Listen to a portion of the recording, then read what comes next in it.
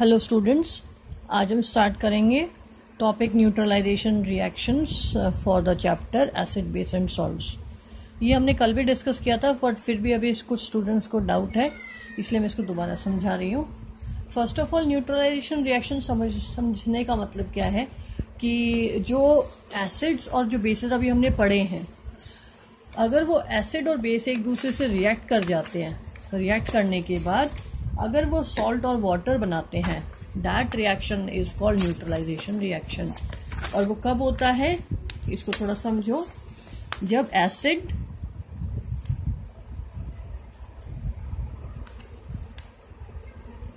React करता है base से तो बनाता है सॉल्ट एंड वाटर। ठीक है, कंडीशन क्या होती है कि एसिड जो प्रेजेंट है, अगर उसमें हम बेस ऐड करते हैं तो एसिड का जो इफेक्ट है वो न्यूट्रलाइज हो जाता है, और न्यूट्रलाइज होने से हमारे पास बनता है सॉल्ट और वाटर।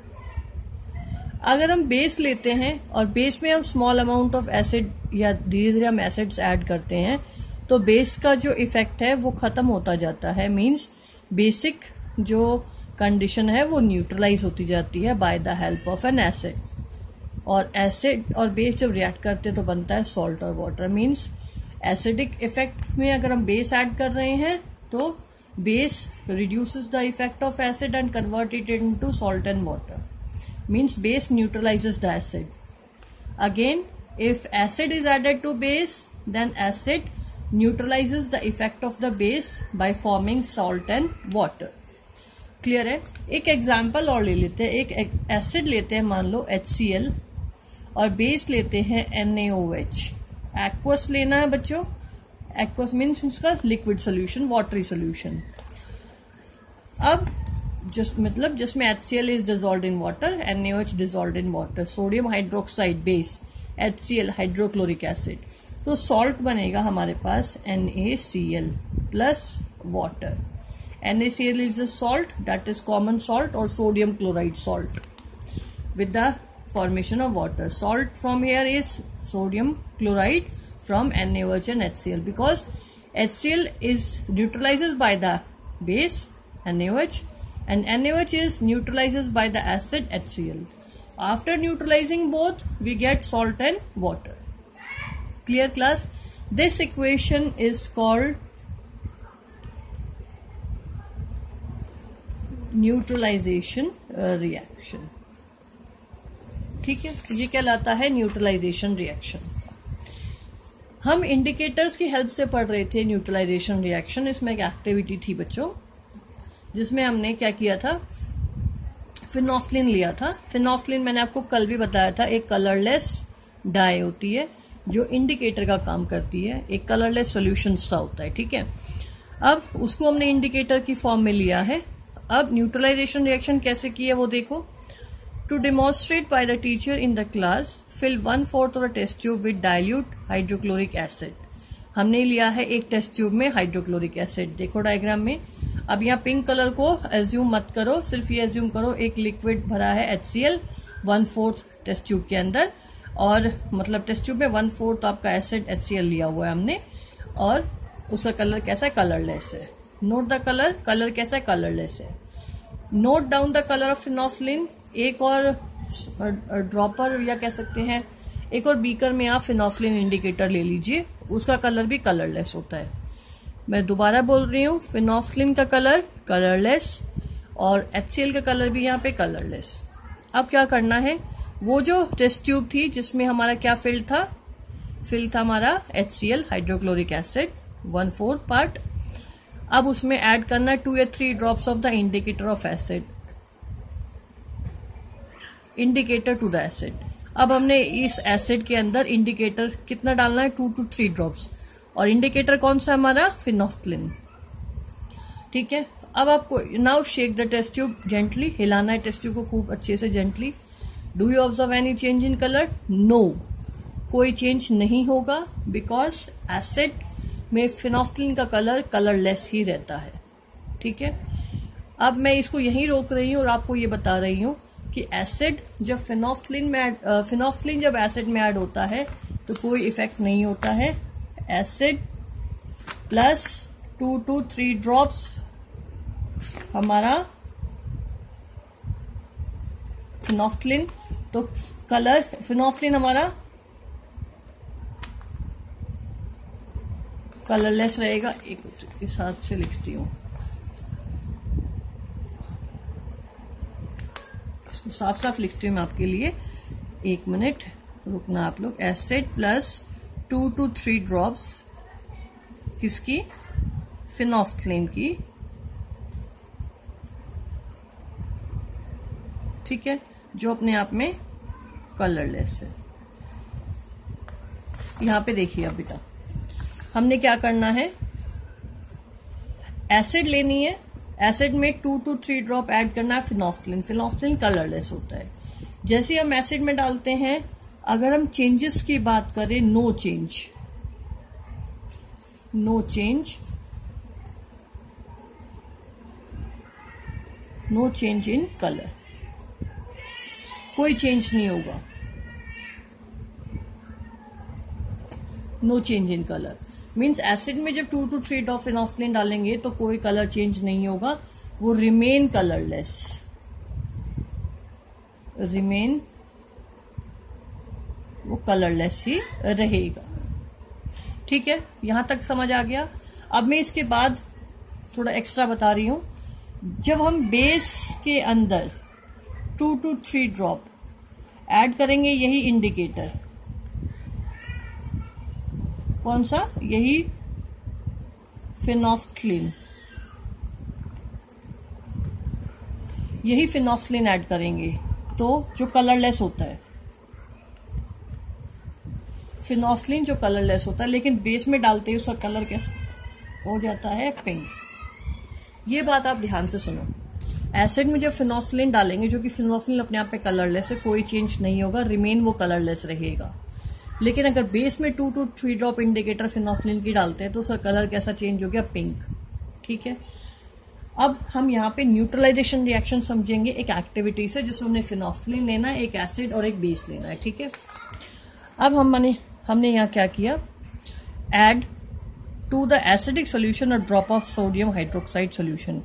ये जो टेस्ट ट्यूब थी जिसमें हमने एसिड डाला हुआ था, 2 to 3 ड्रॉप फिनोफ्थलीन डाला था, कोई चेंज नहीं हुआ था शेकिंग के बाद। अब उसमें हम स्मॉल अमाउंट में क्या डालेंगे, सोडियम हाइड्रोक्साइड बेस डालेंगे। ठीक है, with the help of base, dropper base डाला, स्टेयर किया। Is there any change in colour of the solution, क्या कोई चेंज होगा कलर में, नहीं होगा, क्योंकि अभी जो बेस डाल रहे हैं वो एसिड के इफेक्ट को न्यूट्रलाइज कर रहा है। यहाँ पे देखो, अभी हमने कहा बेस इंडिकेटर पिंक कलर देता है, लेकिन हमने वही टेस्ट ट्यूब ली हुई है जिसमें पहले से क्या फिल्ड है, एसिड। एसिड में हमने इंडिकेटर डाला हुआ है। ठीक है, अब हमने ड्रॉपर की हेल्प से क्या ऐड किया, बेस। बेस पे अभी कोई इफेक्ट नहीं पड़ेगा क्योंकि स्मॉल अमाउंट में डाला है। वो बेस क्या करेगा, एसिड को न्यूट्रलाइज कर देगा। मींस एसिड प्लस बेस क्या बनेगा, सॉल्ट और वाटर बनेगा, सॉल्ट और वाटर बनेगा अभी। ठीक है, क्योंकि वो बेस क्या कर रहा है, जो एसिड प्रेजेंट है उसको न्यूट्रलाइज कर रहा है। ठीक है, अभी उसका कलर चेंज नहीं होगा। Stir the tube gently, is there any change in colour of the solution, continue at the sodium hydroxide solution. अब हमने क्या करना है, अभी तो हमने एसिड बेस डाला था स्मॉल अमाउंट पे जो एसिड को न्यूट्रलाइज कर, लेकिन हम कंटिन्यू जो बेस ऐड करते रहेंगे बच्चों, कंटिन्यू जो बेस ऐड करते रहेंगे तो सोल्यूशन के अंदर सारा एसिड न्यूट्रलाइज हो जाएगा बेस से। फिर एक्स्ट्रा जो बेस बनेगा यहाँ पे, वो बेस क्या हो जाएगा, वो बेस अब इंडिकेटर का टेस्ट देना शुरू हो जाएगा। कौन सा, पिंक कलर चेंज होना स्टार्ट हो जाएगा। Continue at the sodium hydroxide solution drop by drop while steering it till the pink colour just appear. हम स्मॉल अमाउंट में बेस डालते जाएंगे, जब तक डालेंगे जब तक सोल्यूशन के अंदर पिंक कलर ना आ जाए। अगर सोल्यूशन के अंदर पिंक कलर आना स्टार्ट हो गया है, इट मीन्स जितनी एसिड टेस्ट ट्यूब में प्रेजेंट थी वो सारी की सारी न्यूट्रलाइज हो गई है by the base. Is it clear?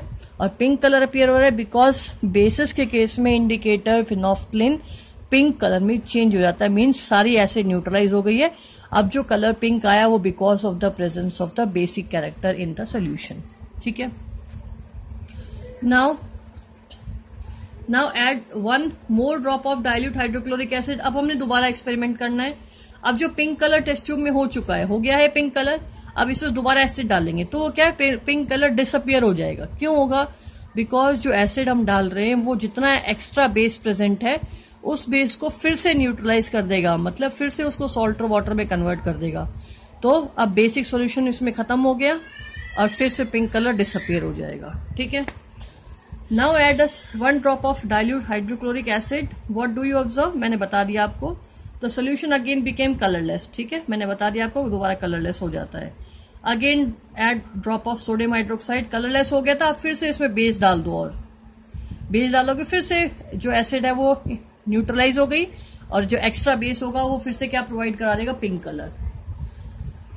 Solution again became colorless. Again add 1 drop of sodium hydroxide solution. Is there any change in color? The solution again became pink in color. मैंने आपको बता दिया, फिर से वो दोबारा पिंक हो जाएगा। It is evident that when the solution is basic, phenolphthalein gave a pink color. इसका मतलब जो सिंथेटिक इंडिकेटर हमने लिया है फिनोफ्थलीन, उसका कलर कैसा हो जाता है, पिंक। किस केस में? बेस के केस में। अब हमें यहाँ पता लग गया, एसिड के केस में फिनोफ्थलीन रिमेन कलरलेस, बेसिस के केस में phenolphthalein changes to pink. On the other hand when the solution is acidic it remain colourless. ये मैंने आपको एक्सप्लेन कर दिया है। नेक्स्ट देखते हैं अब हम, when an acidic solution mix with the basic solution both the solutions neutralises the effect of each other. जैसे मैंने आपको एक रिएक्शन लिख के दिखाई थी, जब हम एसिड के सॉल्यूशन में बेस ऐड करते हैं तो जो बेस है वो एसिडिक इफेक्ट को और एसिड है बेसिक इफेक्ट को न्यूट्रलाइज कर देता है और कन्वर्ट कर देता है उसको सॉल्ट और वाटर में। ठीक है। When an acid solution and the base solutions are mixed in suitable amount both the acid nature of the acid and the basic nature of the base are destroyed. Means the acidic effect and the basic effect gets neutralized by each other. Sorry, the resulting solution is neither acidic nor basic. और जो solution हमारे पास है ना ही वो acidic रहेगा ना ही वो basic रहेगा। It means it is neutral. That's why this reaction is called neutralisation reaction. अब इसके अलावा भी जो चेंज होते हैं वो क्या है, जब रिएक्शन न्यूट्रलाइजेशन होती है तो ये हीट इवॉल्विंग प्रोसेस होती है, इसमें small amount of heat release होना स्टार्ट होती है। तो इट मीन्स क्या है, मतलब हीट रिलीज होती है इन रिएक्शंस में, एक्सोथर्मिक रिएक्शन है और जो टेस्ट ट्यूब है वो वार्म होना स्टार्ट हो जाती है। The resulting solution is neither acid nor basic. Touch the test tube immediately after neutralization. What do you observe? In neutralization reaction heat is always produce और इवॉल्व। मैंने आपको बता दिया एक्सोथर्मिक रिएक्शन है, मीन्स हीट इवॉल्विंग रिएक्शन है। तो वो जो हमारा टेस्ट ट्यूब है वो क्या हो जाएगी, गर्म हो जाएगी because of the reaction. The evolve heat raises the temperature of the reaction mixture. जिस हीट से टेम्परेचर है वो इंक्रीज हो जाएगा मिक्सचर का। In neutralization reaction are new substance is formed. और वो कौन सा होगा new substance? Salt. This is called salt. Salt may be acidic, basic और न्यूट्रल। सॉल्ट एसिडिक, बेसिक और न्यूट्रल हो सकते हैं in nature. The neutralization can be defined as follow. और न्यूट्रलाइजेशन रिएक्शन को डेफिनेशन वाइज हम बात करें तो क्या है, the reaction between an acid and the base is known as neutralization reaction. Acid और बेस के बीच में अगर सॉल्ट और वाटर बन रहा है रिएक्शन के बाद, that reaction is neutralization reaction. Salt and water are produce in this process with the evolution of heat. It means acid plus base, salt और वाटर बनेगा प्लस हीट इवॉल्व होगी। Example देख लो, the following reaction example, hydrochloric acid, sodium hydroxide, formation होगी NaCl और water, जैसे मैंने आपको एक पेपर पे करके दिखाया था। Now Bujo added dilute sulfuric acid to lime water. Will the reaction mixture became hot or cold? Again it became hot because acid react with lime water. Lime water क्या होता है, calcium hydroxide.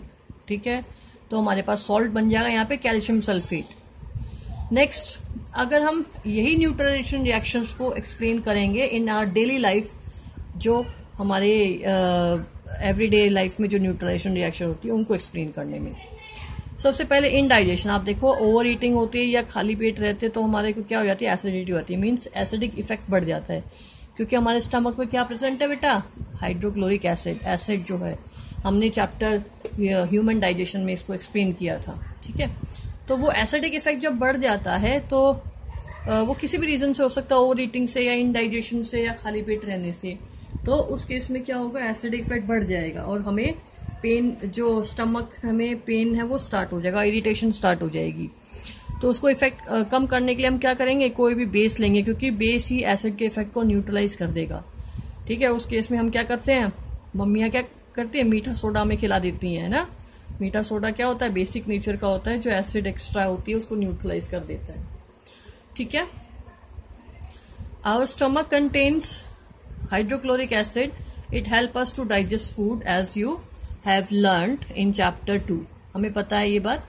But too much of acid in the stomach causes indigestion, sometime indigestion is painful, कभी कभी painful भी होता है। To relief indigestion we take an antacid, हम क्या लेंगे, एंटासिड लेंगे।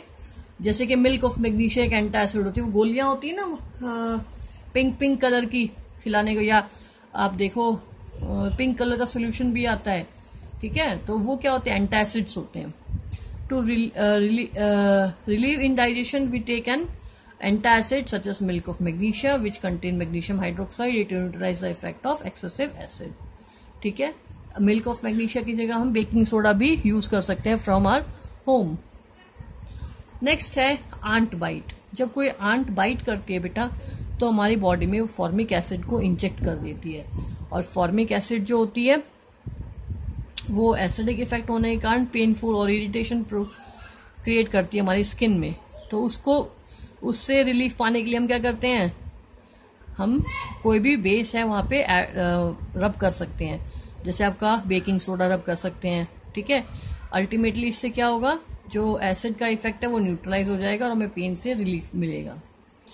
When an ant bite it inject acidic liquid, जिसे कहते हैं फॉर्मिक एसिड या कह सकते हैं methanoic acid, into the skin. This effect the acid can neutralize by rubbing moist baking soda, जो हमारे घरों में मिलता है, सोडियम हाइड्रोजन कार्बोनेट जिसका नाम है, और calamine solution which contain zinc carbon. Calamine solution use कर सकते हैं, जिसमें क्या होता है, जिंक कार्बोनेट होता है।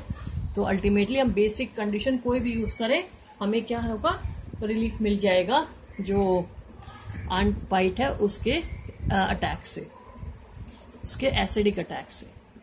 सॉइल ट्रीटमेंट, आप नोटिस करो, जो सॉइल है वो पर्टिकुलर न्यूट्रल लेवल पे ही अच्छी फर्टिलिटी मतलब क्रॉप को डेवलप कराती है। इट मीन्स ना ही हमारी सॉइल जो जिसमें हम क्रॉप उगाएंगे, ना ही ज्यादा एसिडिक होनी चाहिए, ना ही बेसिक होनी चाहिए, है ना। इट मीन्स अब कभी कभी क्या होता है, हमारी सॉइल क्या हो जाती है, एसिडिक हो जाती है। फार्मर्स की जो सॉइल है वो एसिडिक हो जाती है, तो वहां पे जो क्रॉप है अच्छे से ग्रो नहीं कर पाती है। तो वहां पे फार्मर क्या करते हैं, अपनी सॉइल को न्यूट्रलाइज करते हैं with the help of calcium hydroxide, lime जिसे कहते हैं लाइम वाटर ऐड करके।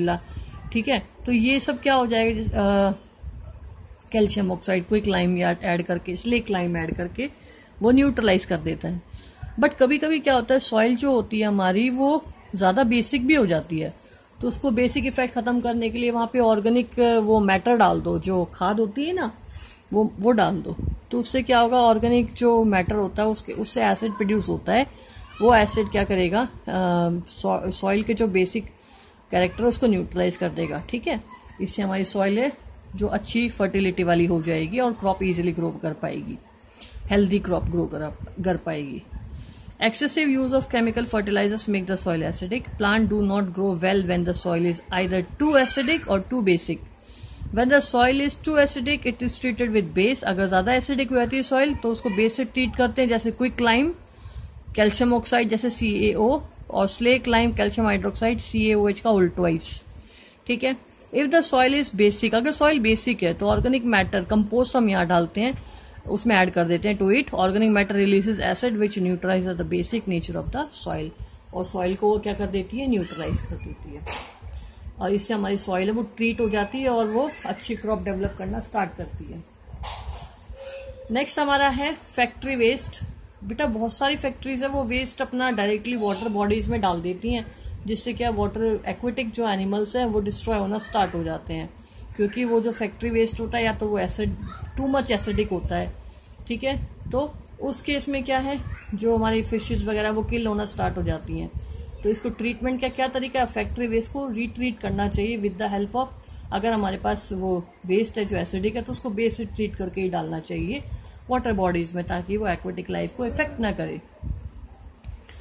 The wastes of the many factories contain acid. If they are allowed to flow into the water bodies, the acid will kill the fishes and other organism. बता दिया मैंने आपको ये बात.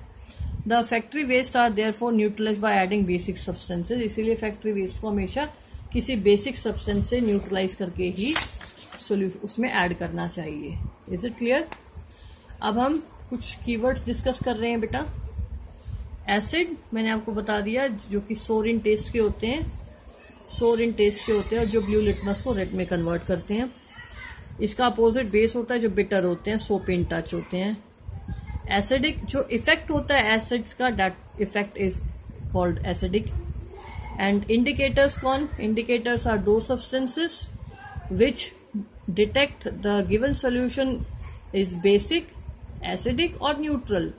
चेक करते हैं कि वो सोल्यूशन हमारा क्या है, कि गिवन सोल्यूशन हमारा एसिड है, बेसिक है या न्यूट्रल है. उसको टेस्ट करने का जो मटेरियल है उसे हम क्या बोलेंगे? इंडिकेटर्स बोलेंगे. नेक्स्ट है बेस. मैंने आपको बता दिया, ये तो बेसिक हो गया. Basic are the characteristics of base. और बेस क्या है? दो substances which are soapy and bitter in taste. और बेसिक वो कैरेक्टर है जो बेसिस का होता है. न्यूट्रल जो ऐसे सब्सटेंसेस और ऐसे सॉल्यूशंस जो ना ही एसिडिक बिहेवियर ना ही बेसिक बिहेवियर शो करते हैं, न्यूट्रल रहते हैं. दैट सॉल्यूशंस या that substances are called neutrals. ठीक है.